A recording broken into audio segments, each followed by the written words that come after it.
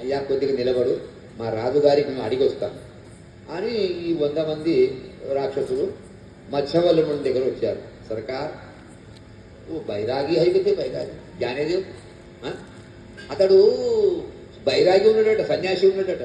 మా రాజుగాడు, మంత్రి గారు, ఏముగాడు సన్యాసి ఉన్నాడట. యాత్రలు చేస్తూ వెళ్ళిండు కనుక పోనీ మనకేమైతుంది, సన్యాసి యాత్రలు చేసేవానికి మనం ఎందుకు ఆపాలి, పోతే పోనీ బాగుంటుంది కదా అన్నట్టు. ఇట్లంటే మత్స్యవల్లభుడు అంటున్నాడు, అతడు సంసారి కానీ సన్యాసి కానీ ఎవరైనా కానీ మహిరావణుల ఆజ్ఞ లేదు. వాళ్ళు ఏమన్నారు, ఈ సొరంగం లోపటి నుంచి వచ్చిన వాళ్లకు వెనుకనే మళ్ళీ కొట్టండి అని చెప్పాడు, ముందుకు రానివ్వకని చెప్పాడు. కనుక అతడు సన్యాసి కానీ ఎవరైనా కానీ వెనుకనే వెళ్ళిపోమని చెప్పండి. అట్లనా, సరే వచ్చేసారు రాక్షసులు. బాబా బైరాగి పీछे चलेगा ఆగే అనేక హుకుం నహీ హై. అయ్యా సన్యాసి ఆయన వెనుకనే వెళ్ళిపో, ఇక ముందుకు రాకు, ఎందుకంటే మా రాజు వద్దంటున్నాడు కనుక ముందుకు రాకు, వెనుకనే వెళ్ళిపో. ఇట్లాంటి హనుమంతుడు అంటున్నాడు, హమ్ ఆగే జానే వాలే పీछे नहीं जाते అన్నాడు, హమారే గురువు కా ఆజ్ఞా నహీ హై అన్నాడు.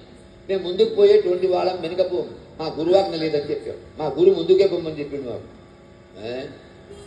అరే జా బాబా జా హమారీ బాత్ సున్, ఓ నాయనా వెనుక మర్యాదగా వెళ్ళిపో, వెనుక వెళ్ళిపో, ఎందుకుంటావు, ఎందుకు అనవసరంగా నాశనం అవుతావు.